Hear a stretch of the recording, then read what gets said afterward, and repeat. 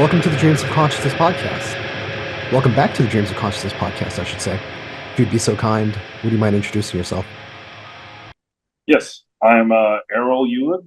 I play guitar and do vocals for the band Teeth.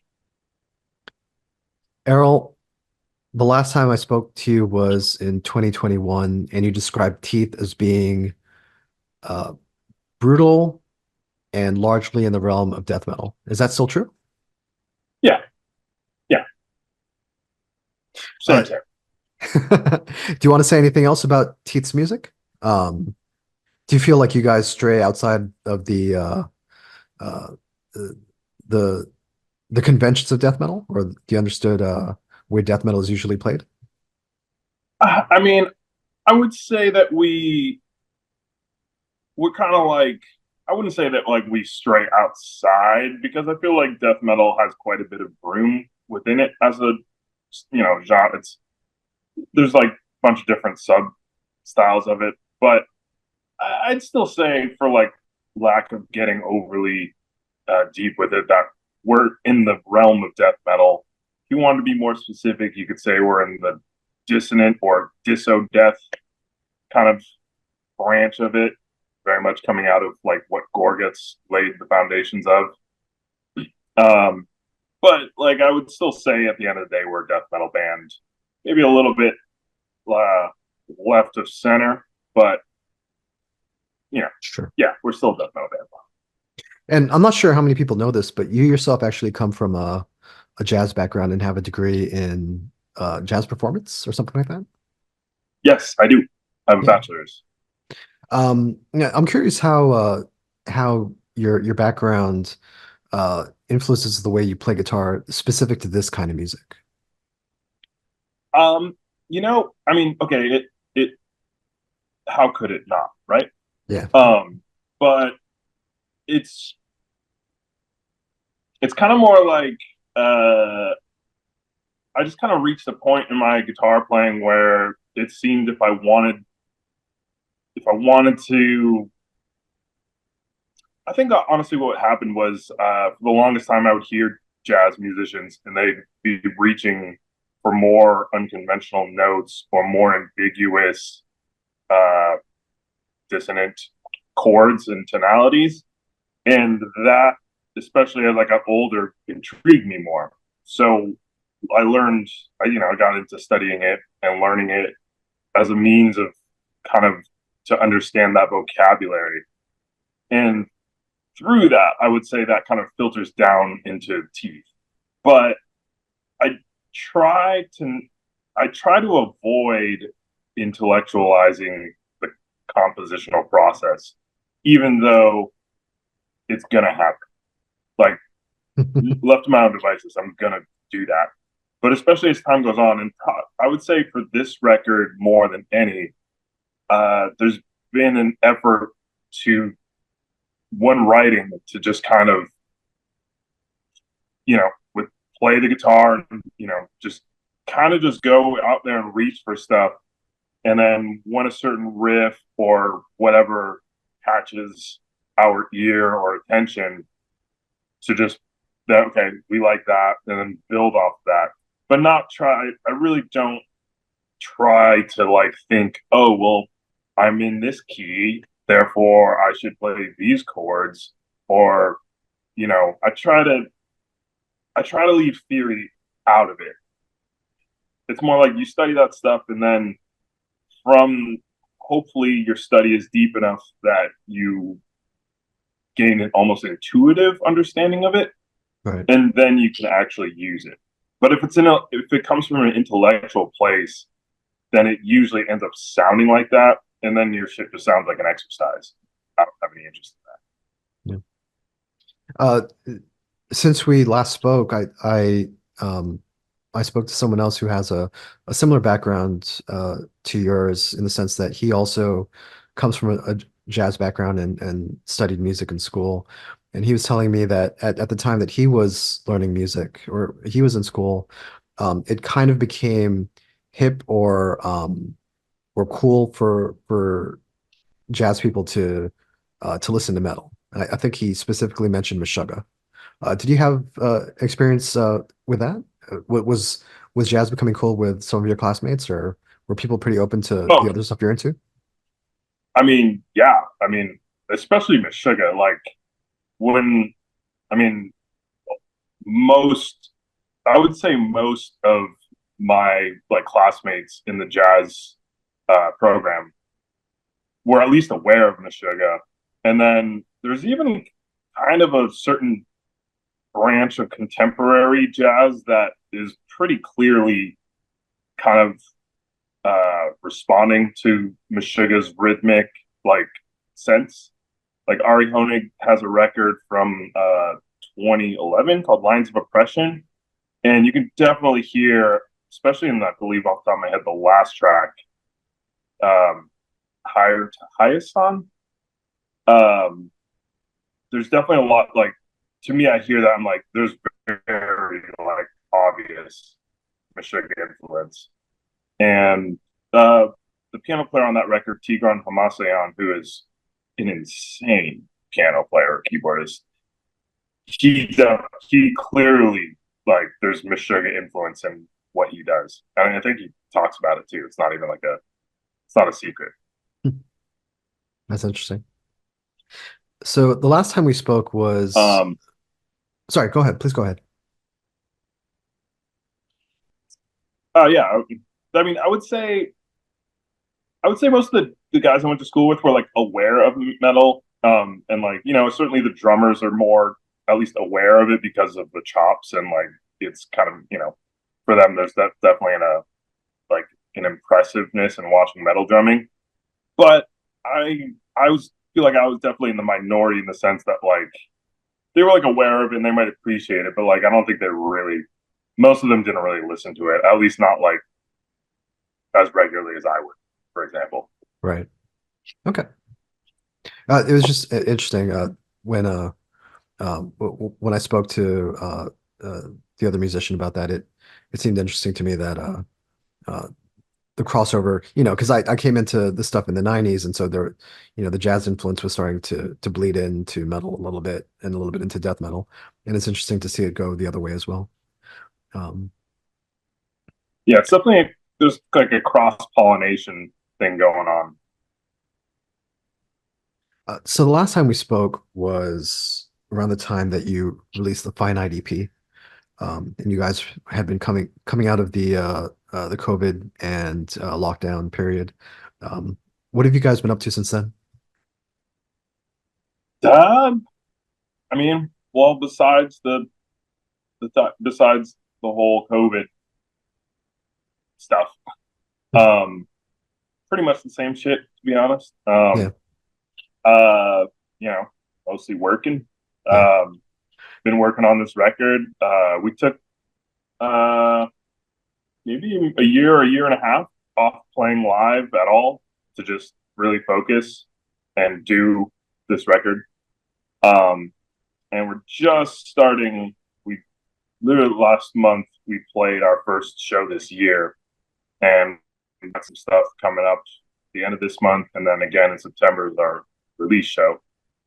Um, so we're just kind of getting back on the horse in regards to playing live, and then once the record's out, we definitely want to get out there and tour and push it more than we ever have before. So, but generally, besides that, I mean, we've been working on the record. That's the short story. did you get to do a lot of touring in support of Finite?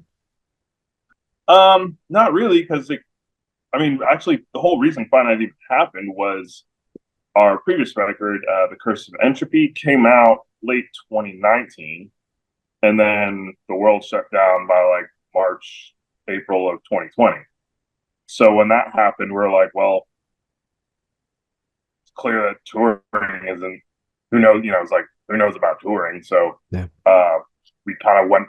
We were the original plan was to actually get out there and push that record more, but everything got steamrolled. So then we kind of went back into the studio mode and did Finite. Um, so kind of that's kind of the explanation for that record. Okay. And when we were talking about Finite and Finite was about to be released, you mentioned that you were already working on the follow-up, the full length. and you had 4 or 5 songs written at that time.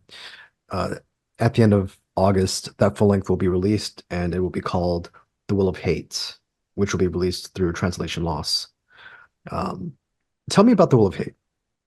Considering how close the writing periods were for Finite and this record, is it are you uh, are some ideas from Finite carried over into The Will of Hate? Are the two records go ahead, go ahead. Um, Not really. Okay. I mean, How is this one different there then? isn't there isn't like a there isn't a super deliberate effort on our part to be like, okay, we just did that, and now we are going to like we are going. It's not really. We're much more like little kids throwing paint around, and then eventually, yeah, it's much more like Jackson Pollock than like uh you know then like we sit and we like have this vision and then we go and fulfill it. No, we just like start throwing shit, uh, and in through kind of that chaotic uh, primordial state, then we kind of like I don't know things kind of like will come out of it, and then we'll start to put them into structure with songs and like kind of start from a place of chaos, and then it moves towards order. But yeah, but it's not like the this record came out of it's not like oh we had stuff left over from finite and that's what became this. It's Right, not right, really right. like that. um Maybe okay, I kind of take back what I said a little bit. I remember after finite and certainly after playing some of that material live, there was some conscious effort broadly in terms of um for example, the first song on Finite, Garden of Eyes, is like 7 minutes, and it's this whole fucking journey. Starts with like a clean part, and then it goes into this free jazz section, and then this, it's this whole fucking long shit. It's great, and I'm proud of it. But like, playing it live is a chore, and uh, it's just straight up, it's a little, in retrospect, is perhaps a little too ambitious. And I think we only played it like 2 or 3 times, and we haven't. I don't know. After that, we're like, we don't even care. Play it live. No one's been championing for it, but so like, there's that, and Well, there's always that one guy, right? There's always that one guy who'll show up at the show and be like, "Hey, how come you didn't play XYZ song?" Right? Like, yeah. Well, because you it's could play, seven you minutes could, long and it's you fucking could play hard. for an hour, and the one song they wanted to hear, they'll complain about not hearing. Yeah.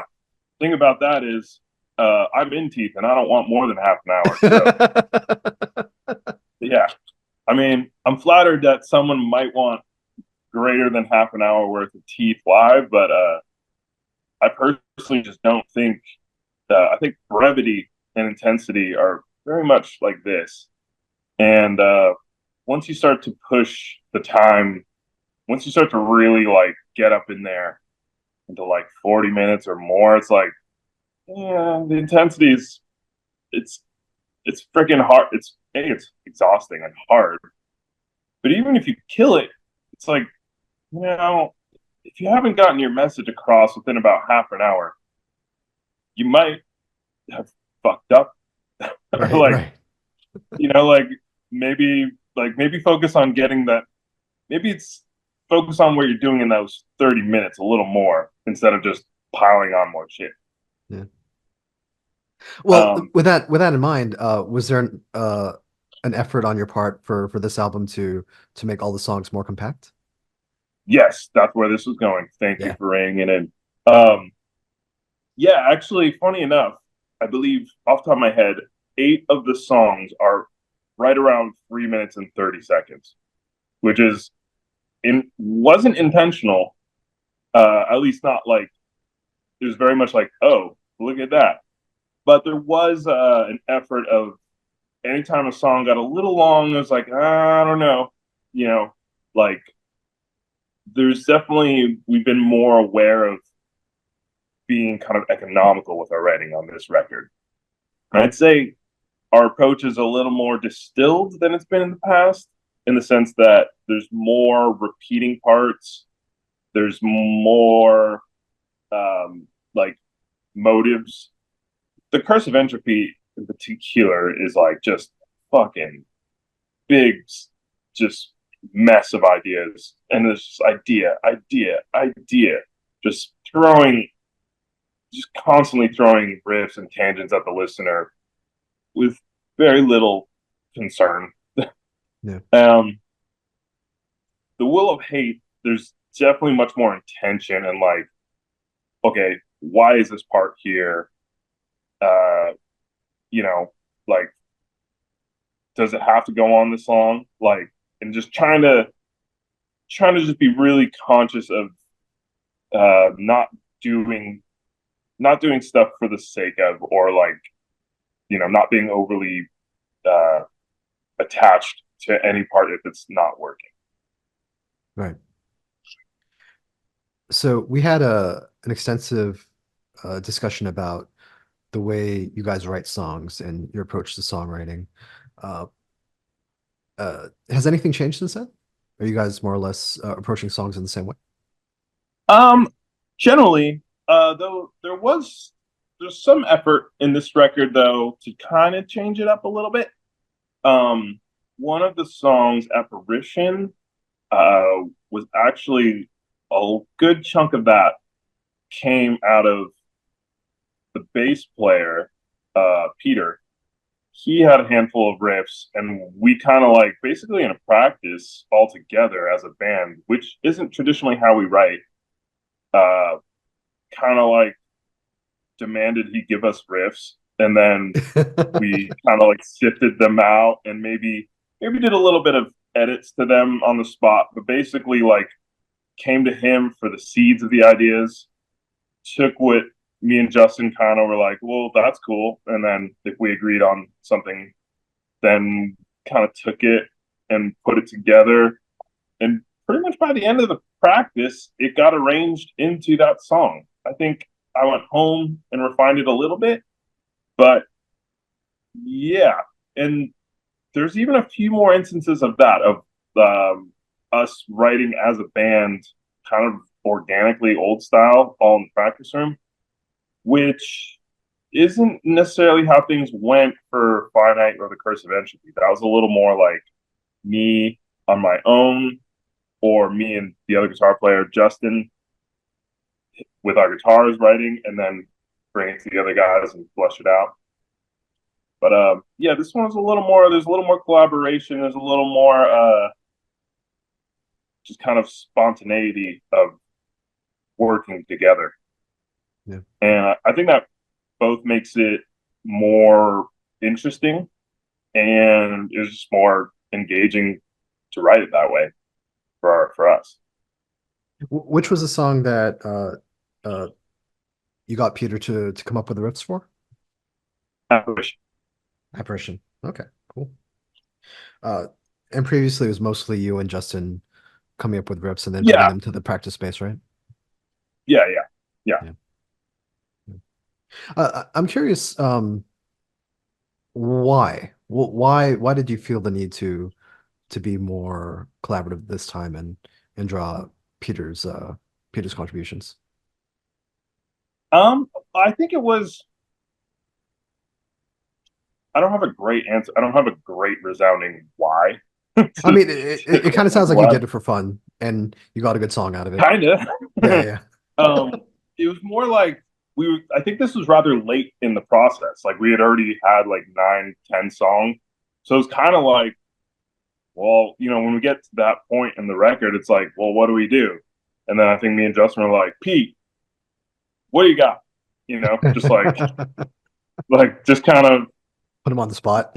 kind of just doing it because that the answer is kind of because we didn't work that way. Right. It was Okay. like, well, we wrote 9 songs how we usually write. Like, we need to, I don't know, we We need to like shake up the paradigm and how we approach it. So, and Pete was there, and I forget. I think he was even maybe just like at practice, kind of noodling around and playing some of them. And then he played something, and one of us was like, "Hey, what was that?" And then we like kind of fished it out of him. Um, so yeah, it was kind of more because simply we hadn't operated that way. Is is is Peter kind of like a typical bass player? Is he very quiet and kind of not very forceful with his suggestions, and then you kind of have to uh, bring it out of him? Almost every bass player I I don't know. know, every time I have a group interview, like two guys will dominate the conversation. It'll usually be the guitarist and the singer, and one guy will just chime in with jokes. That's usually the drummer, and one guy won't say anything at all, and that's usually the bass player. I wouldn't say Peter's like quiet. He's also a guitar player. Like he plays guitar in his other band, Mortal Wound. Um, but in T, he's he's kind of like traditionally he's kind of been like you guys take the reins with writing. He'll throw his 2 cents in. It's not like he won't, but you know, generally me and Justin come to him with stuff that's fairly fleshed out, and then he's kind of very much a team player and kind of seeks to work within that. There hasn't been like too many instances where like, we bring him a song and he's like, I don't like this. I don't want to do that. No, thankfully. Uh, that's not his vibe. He's much more like Hakuna Matata. And, Yeah, you know, he's, he'll throw his ideas and he'll give his 2 cents, but he's not like overly hung up on like, having a, you know, huge say in what goes down or what have you. as we segue into a conversation about engineering and your production techniques, I am curious about this. What would you say the role of the bass is in Teats music, or the role of the bass in general in death metal? Well, um, I mean, it's kind of a similar answer to both, but I mean, really in death metal, it's to add an extension. It's really to extend the low end and make the guitars seem even bigger than they actually are. Um, I mean, most of the time in death metal, the bass is following the guitar. Not 100% all the time, but I would say most of the time. And the tone is usually such that it kind of melds into the guitar tone. It doesn't really poke out and stick out distinctly. It's like kind of trying to form this huge wall of guitar bass that I think most people hear and they just perceive it as, oh, wow, the guitars sound crazy. When in reality, they're actually perceiving a very well blended guitar and bass um, summation. Yeah. In Teeth, is I'd say that's generally the approach, except that uh, he he's had since what was it? We did a split with Vargas. At that point, we added a low F to his bass and we got an extended scale bass. So he's had lower notes than us for a long time until this record, where 3 of the tracks we drop our bottom string to meet him on a low F. So his role has been, if he's not following us, a lot of times what we'll do is have the bass hit a super low root that we may not even have on the guitars. And that opened up a lot of cool opportunities for us into making shit really heavy, but also like giving us a wider palette of how to kind of create a variety of chords between the guitars and the bass. Like by having him play an even lower or alternate root note here and there, it gives it a cool sound, and it's usually makes it way heavier. Yeah. Does the bass add to the overall discordance, dissonance? Um, Is that part of the role of the bass? uh, I I wouldn't say that like the bass. I wouldn't say that the bass actually is like adding to the discordance. It's not so much. It's not often that he's playing a note against us. Right. Um, the discordance is largely either a product of the guitar parts or the interplay between the guitars.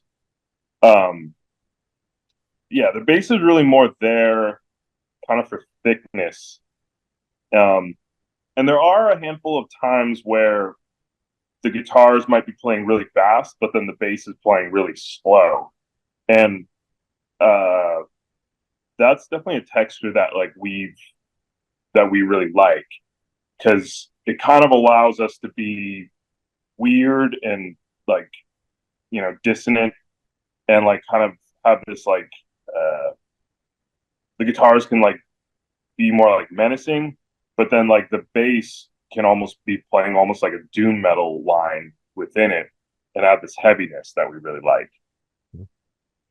Uh, Correct me if I'm wrong, but from an engineering standpoint, is it tricky recording the bass for death metal because it's constantly uh squashed between the guitars which are down tune and the double kick drumming.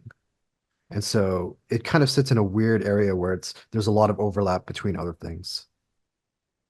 Yeah, I mean, honestly, from an engineering standpoint, death metal's fucking terrible. Like it is. It's the worst. It's like it is like I mean, it's almost like the defining attributes of the genre are are like destined to clash. And Right. they're like, well, it's like, yeah, we're gonna do double bass through this. And yeah, the bass is playing like an F, almost an octave below a standard tuning. And then the guitars are palm muting with tons of distortion, and then the singer's gonna do these low gurgles and all over it. And it's like, okay, make that sound convincing. um, yeah, it's not easy. It's probably one of the steepest and like least forgiving contexts for someone to from an engineering standpoint. But fucking love it. It's sick. So I do Yeah. it. S- and as the producer and as the engineer, how do you solve that problem? What's your approach uh to Um, making it sound good? well, it's kind of just you just kind of gotta carve out.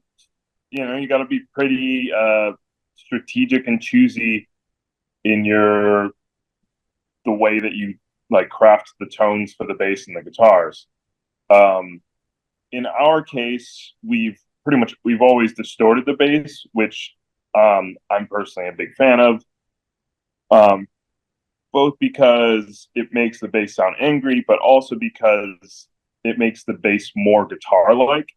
Yeah. So, and also naturally reduces the dynamic range of the bass. Um, and it just helps contribute to what I was talking about earlier of the guitars and bass kind of melding into this big, like, this kind of, it's like I'm after like this big massive sound, not like, oh, there's the bass and oh, there's the guitar. Like, I don't really want you to know where one begins and one ends. I'm not really concerned with the listener having a clear idea of that. I just want it to be as, a big mass. Yeah. And so if people don't know, you have your own studio, Bright Light Studio, and Yes. you uh, not only handle Teeth's recordings, but a lot of the bands in Southern California, a lot of the death metal bands. Um,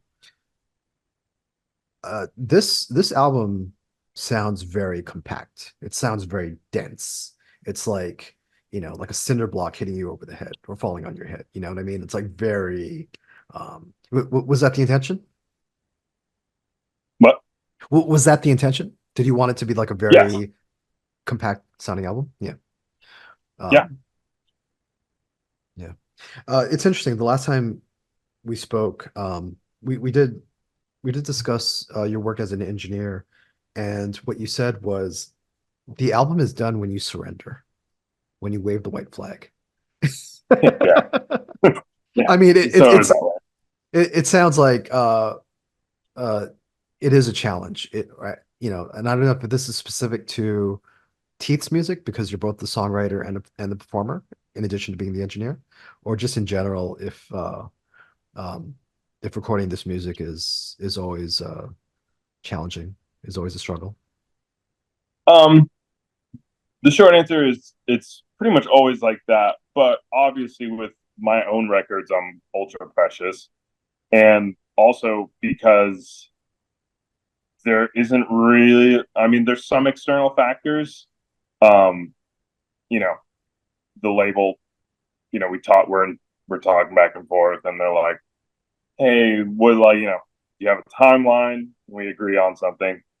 Um, but it's it goes both ways. It's like when you're in the band and the engineer, you know, it's gonna sound as good as you're willing to.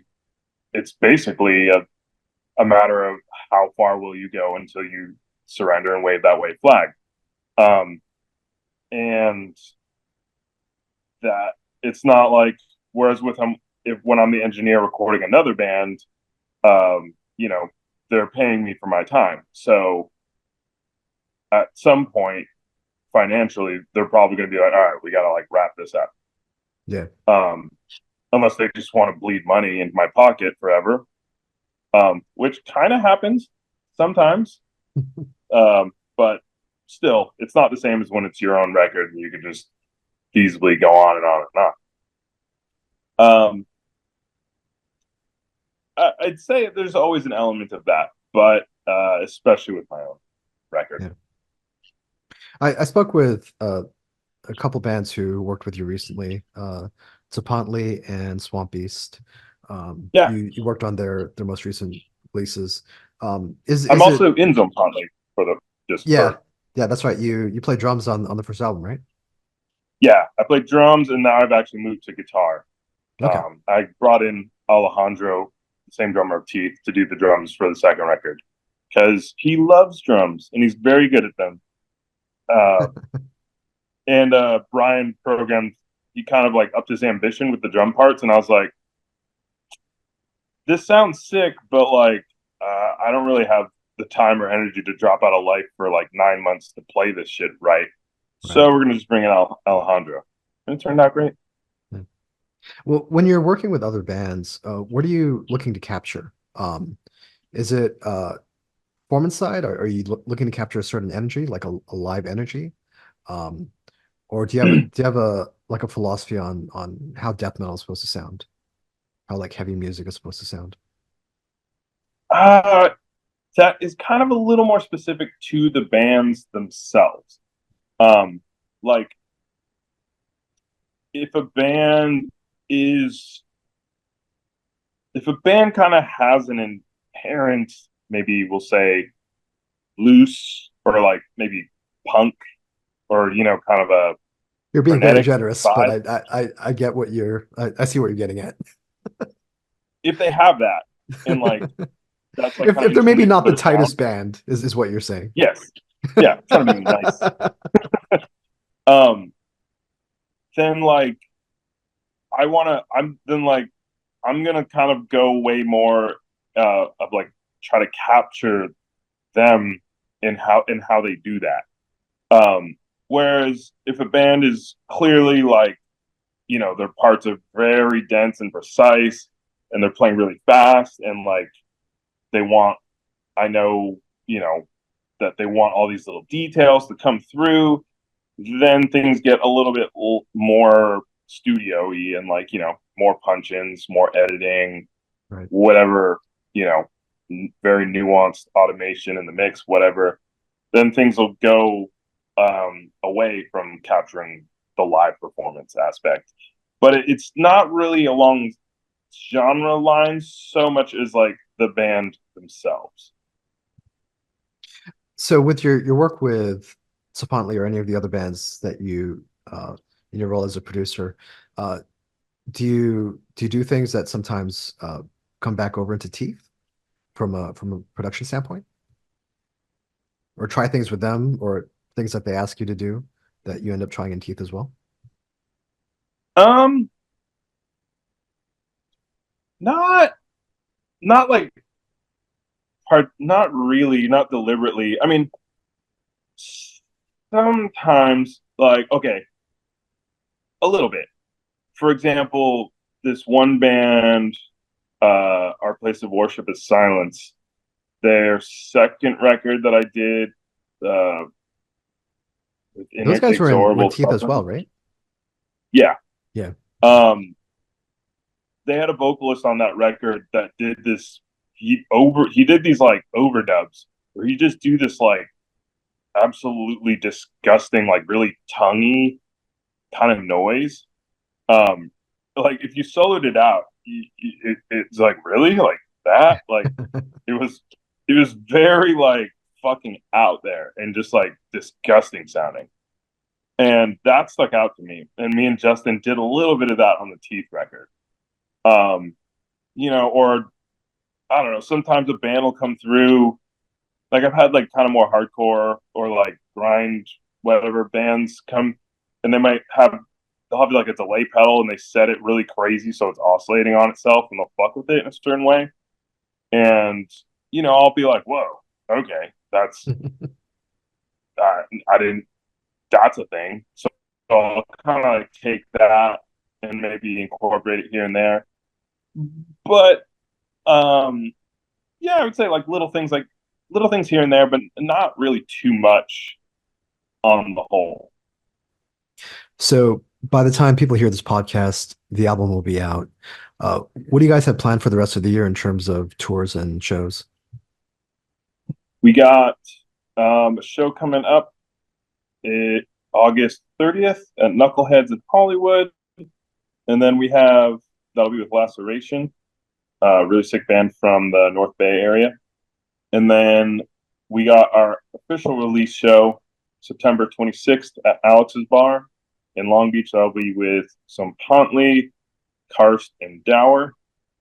And then we got some shows in the works for early November and hoping to do some touring probably early next year. Very cool.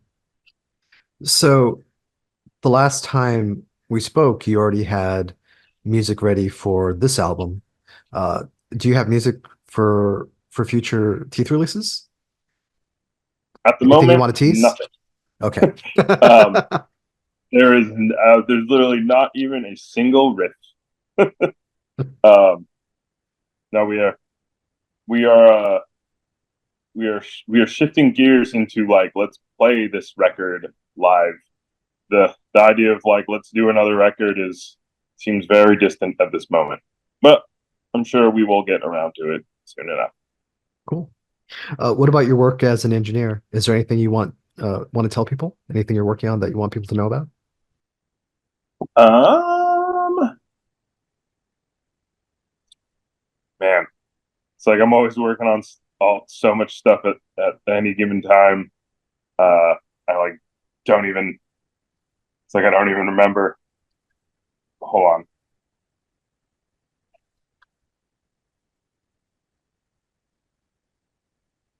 on. Yeah, actually, I have. So there's this band. They're called Teary. They're kind of more of like a shoegaze kind of post kind of tip. Um, that's a band I've been working with lately. It's not death metal, but yeah, that's some cool stuff. It's actually the bass player of this band Seizures that I've worked with in the past too. They're kind of more of a chaotic, like spastic hardcore band, mathcore maybe. So it's his new project. And then it actually just dropped 3 days ago. There's another band that me and Alejandro are in called Duca that full length came out on Good Fight Records. It's called A Place You Can't Come Back From. And that's kind of like more on the like groove metal slash it's like a little more like hardcore, but maybe um, kind of I don't know, rhythmic, disjunct, kind of uh, groove oriented metal, for lack of a better term. Very cool. So by the time people hear this, The Will of Hate will be out through Translation Lost Records. Rolly, please tell everyone how they can order the album. What's the best way to get it? Best way to get it is you could get it from Translation Lost, just translationlost.com, or you could get it through us off our Bandcamp, teethband.bandcamp.com. You could also get our merch stores connected to our Bandcamp, so all of our merch will be there. Um, yeah, those are the places. Do you want to say anything about the vinyl versions that Translation Lost produced for this album? Um, I know there's going to be like three different variants. I couldn't, can't tell you right off the top of my head the specifics of them. Um, I believe there's going to be a silver version, a ripple version, and something called a tricolor merge with splatter.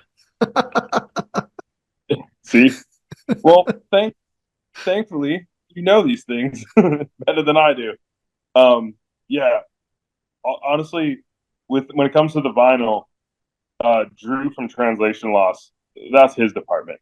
Um, he's the Zen master of uh, forward thinking and ambitious vinyl designs, and we just kind of like, here's the music, here's the artwork, you do your thing because that's your realm and you do it right there.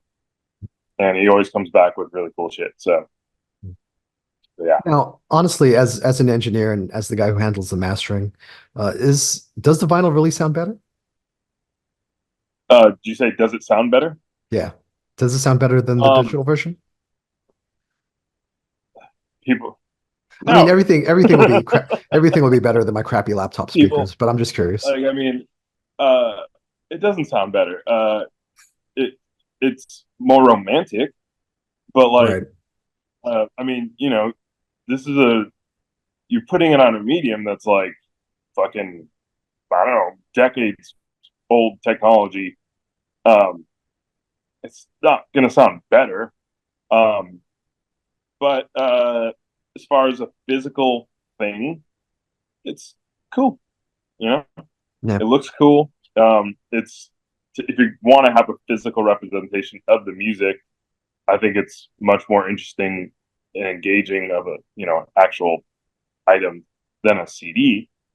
So, but like, does it sound better? No. I mean, it you only lose data going to vinyl. So, Yeah. and then vinyl itself degrades over time. Um, even if you take good care of it, like it's literally every time you play it, uh, a little bit of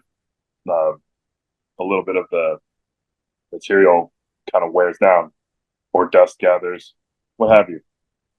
So I think what you're saying is everyone who wants to buy the vinyl version of uh, the new record will need to buy two versions, right? Like one to listen to and one to keep.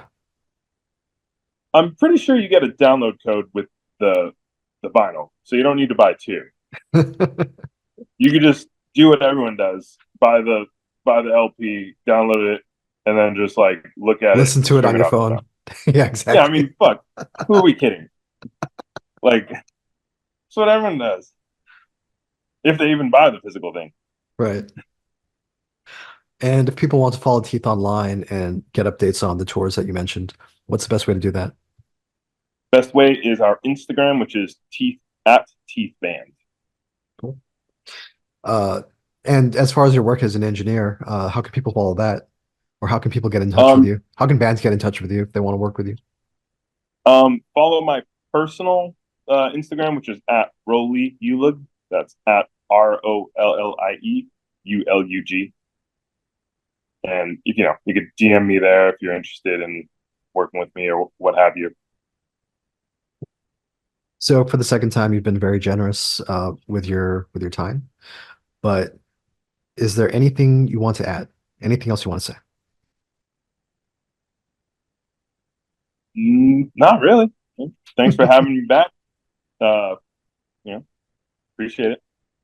Very cool. Thank you so much, Rolly. You got it.